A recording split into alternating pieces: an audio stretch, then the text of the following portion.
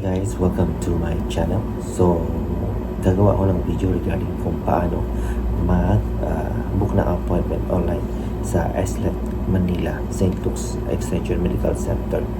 So, meron akong simple step lang. So, sana guys makatulong ito sa inyo. So, let's go. Ako sa website nila, slet.ph.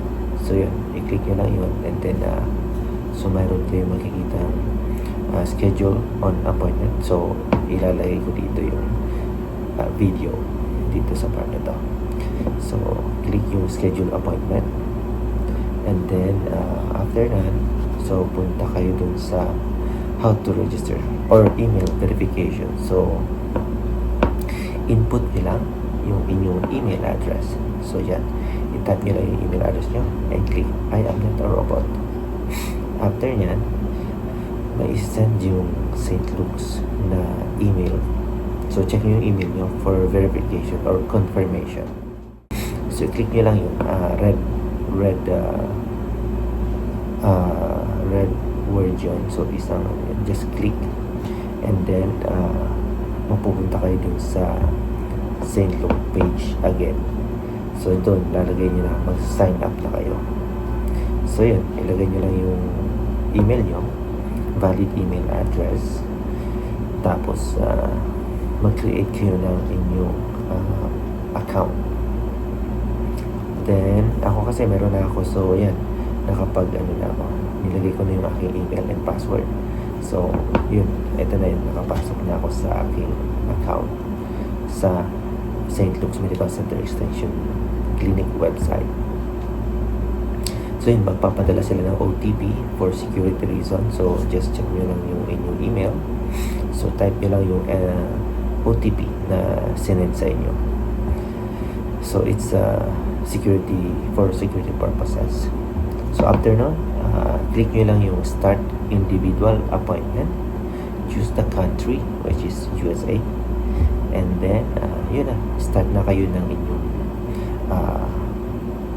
medical examination schedule. So, pag click nyo yun, may lalabas na date and month. So, yung mga nag-green, yun yung pwede nyo kunin. Yung red, wala. After nyo mag-click yun, so, pupunta kayo sa mga available time slot. So, click nyo lang. And then, next. After yan, so, wait nyo lang. And then, mapupunta kayo sa gantong page na ilalagay nyo na yung NBC case number nyo. I-retype nyo lang ulit visa preference, so AB3 kung kailan yung interview nyo, and then yung personal information. So kailangan nyo ilagay lahat ng information na nasa DS260, dapat same lang ng information ang nakalagay. So makikita nyo dito. So yun, first name, middle name, your Philippine address, so yung address nyo sa Philippines, and then yan, self-explanatory naman yan. So yun, kung yung passport number nyo, kailan na issue, expiration date, and yung additional questions, have you been to the US, yung mga ganyan. So same lang siya ng mga questions sa mga na-fill up natin before sa DS260. Yun lang. And then yung petitioner's information, kailangan nyo din ilagay dyan. So name of petitioner, petitioner is still alive, relationship, so sa amin yung aming employer, and relationship is employer, and then yung address ng employer mo sa USA. Then after nyan, so ilalagay mo yung point of entry mo kung saan kang state papasok from Philippines to USA. Then preview. So to recheck mo lang yung lahat. So after yan, pumunta ka na sa confirmation receipt. So babayad ka na.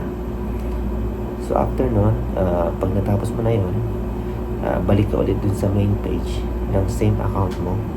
Huwag ka na mag-log out. Punta ka na ulit dun na start individual appointment. So yung independent mo naman, same scenario. So, ganun din yung gagawin mo. So lalagay mo yung name nila, information, lahat, passport, address, and then yung petitioner, which is yung petitioner mo as a principal, and then another dependent mo. So each time na tapos mo yun, same time and date. So after mo matapos yung preview and then submit, once it's okay na, na-check mo na siya, so makaka-receive ka na another confirmation na need mo na magbayad. So yun guys, yun lang yung step by step paano kayo mag-book ng appointment sa SLEC.